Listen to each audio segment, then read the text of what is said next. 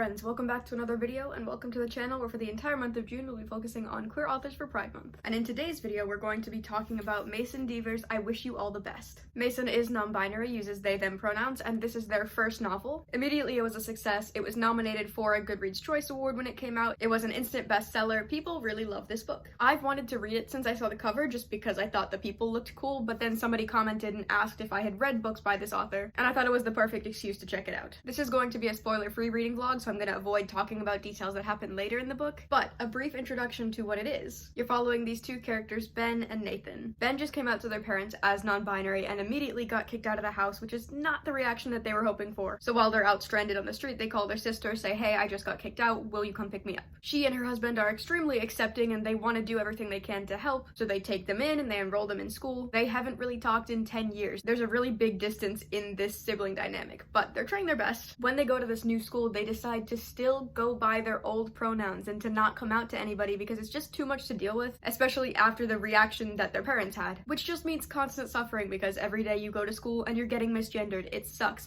but they try to say that it's their own choice and so that's just how it's gonna be and they have to deal with it because that's easier than having to deal with all of the criticisms and all of the potential bullying that could come from something like that. And on their first day, they're given a tour of the school by Nathan. I will admit I did already read the first 35-ish pages, and something else that I really love. The reason that Ben knew non-binary is even a thing and the reason that they identified with it is because they saw a YouTuber talking about their experience with being non-binary and they connected to this random person on the internet and then they DM'd and ended up becoming friends. And I think that's so special, and that's why this type of representation matters so much, where real people are just making YouTube videos talking about their own experiences. Young kids are allowed to just go on the internet and find people who are like them, and in this book it's established just how important that can be to people. So through the night I'm gonna be reading this book and I'll tell you guys my thoughts as I go along. But like I said, I'm gonna try my best to not spoil anything.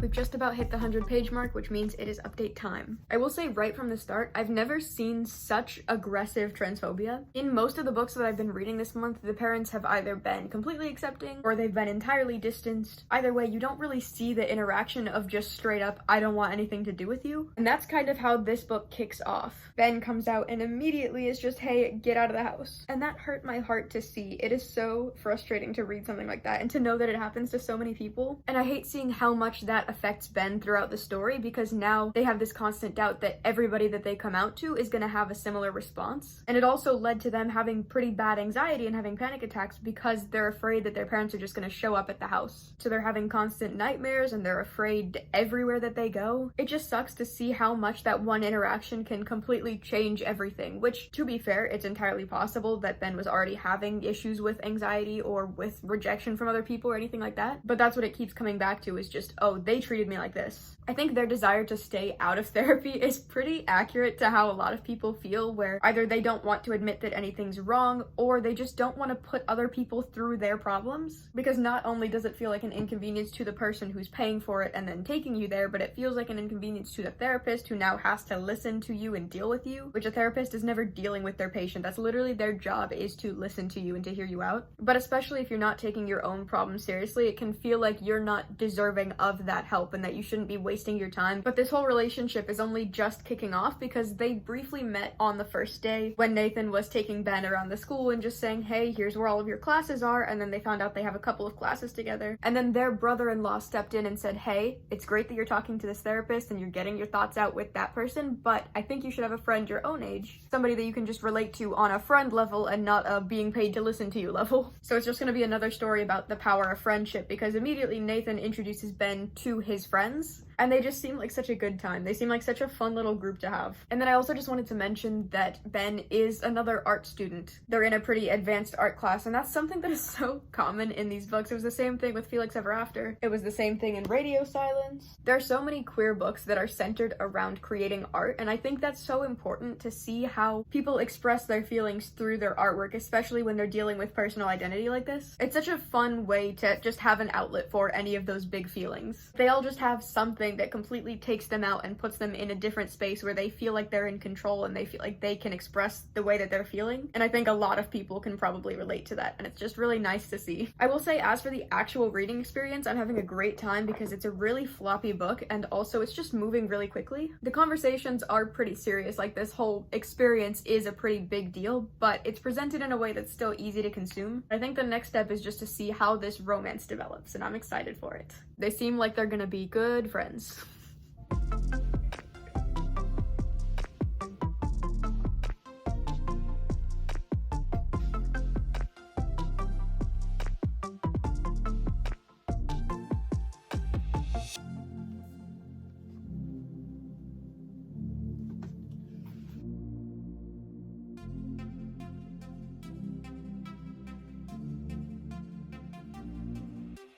Alright, it's a little bit later. For reference, it's 11 p.m. on June 13th, and I'm now 200 pages through this book. So we are getting through it roughly 100 pages in an hour, which is kind of my average time for young adult books. Their initial text from when they're first deciding to meet up felt so good to read. It made my heart so warm, because I really miss being in high school and having those initial interactions where there's no other goal other than to be with that other person. Whether it's in a friendly or a romantic way, just the idea of talking to somebody new is so fun, and it's been so long since I've had that. I think this captures that exploration of life that you go through in high school pretty well. Ben also ends up getting prescribed anxiety medication to help deal with everything that's going on, but it's handled in a really nice way where the therapist is saying it's not something you have to do, it's not something you have to keep up with, but it's something that we can try if you think it might help you. I feel like it's really easy for people to act like that is the solution, or if it doesn't work, then there's no hope. Throughout this whole book, they're also talking about relationships with your parents, and are you allowed to still love them even if they disown you? Like, do your parents still care about you even if they kick you out, even if they do these terrible things? But that leads Ben to wonder, do they still love their parents? And how it feels like it's an obligation to love parents. That's just something that you're supposed to do because you're family. But at the same time, if they're not respecting you and they don't want anything to do with you, do you have to care about them? And the whole idea of you love them, you hate them, you miss them, they can all coexist. All of those feelings can happen at the same time, because everything to do with parents is just, it's messy business.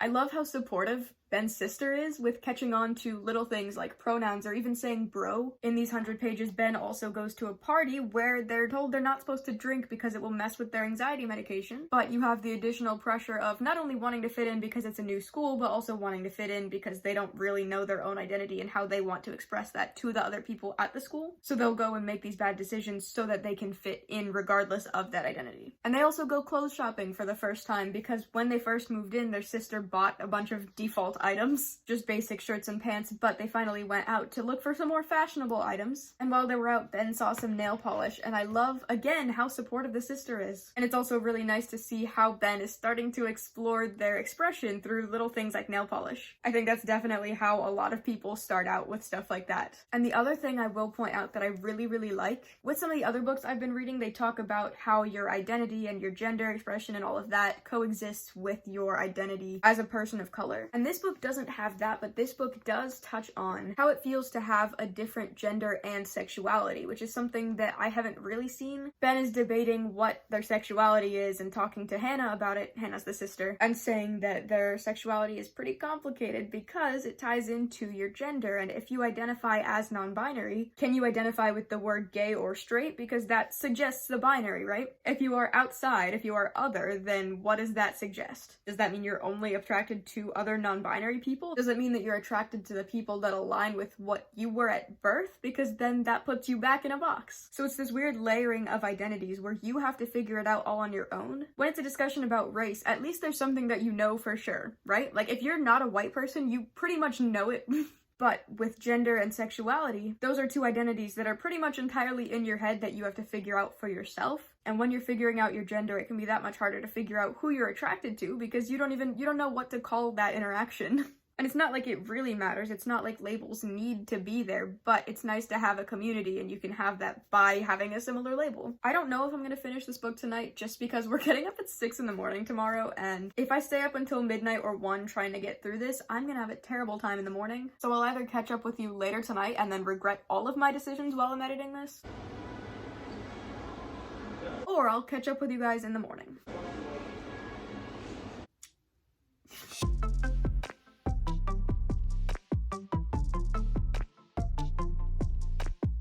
It's 1 a.m. Let's finish this. I feel like I can't accurately judge how this book went just because I read it so quickly. I bought it at like 5 p.m. and now it's 1 a.m. and I just kind of sat down and read through it all at once. And I feel like it's not fair to the books when I do that, but at the same time, it's a very lighthearted read, although it does talk about darker topics. But the writing style and everything like that is very easy to get through, so maybe it's okay. But just consider that when you're hearing everything that I say, and remember that I did speed through this, so there's probably some things that I'm not going to talk about. And also, obviously, because this is going to be spoiler free, I don't want to talk about the last couple of pages and like the final events that go on.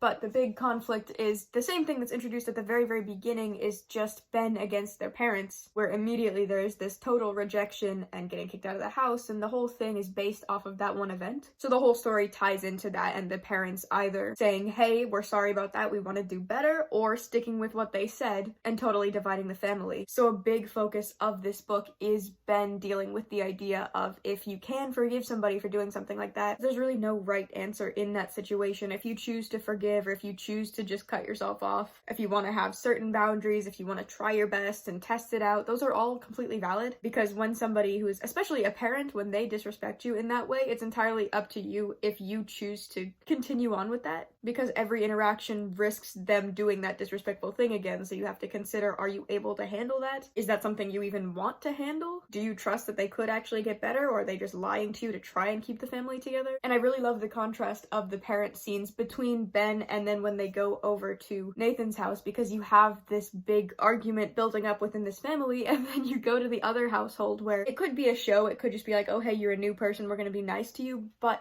they're so nice. And even if you don't know the inner workings of that family, it feels really good to see that some families are still accepting, because the whole time it feels so hopeless when you're following their family just not getting it. And then as for the romance, I will say it's really slow as a romance. I think it's a much bigger focus on the friendship. Like, this book is very much not a romance. It's very much focused on personal identity with a little bit of romance thrown in there, because there's this whole conflict of coming out to other people and then feeling like you're lying to them for not showing your true self, but also not knowing if they would accept your true self, and that is a majority of their relationship. But I do think both of the characters complement each other really nicely. They're both a little bit sarcastic, but they're both a little bit self-conscious. They need their own space. They need a quiet little place. I feel like this video wasn't very entertaining just because it did all happen over the course of a couple hours, so I didn't really move from this spot, and I also didn't really have much to say or to show. And it is also just a shorter book, but ultimately it was a nice story. It was a fun time. I feel like my reviews are getting pretty repetitive, but it's because I kind of know my book taste by now, and I knew that I was going to end up liking a lot of the books that I read this month. I liked the representation, I liked the diversity of the characters, I liked the little humor in there. I think the characters bounced off of each other really well. It was nice. I enjoyed. My review, 2 thumbs up. It's currently 1 a.m. and I'm getting up in 5 hours. Who knows when this video is going to be going up.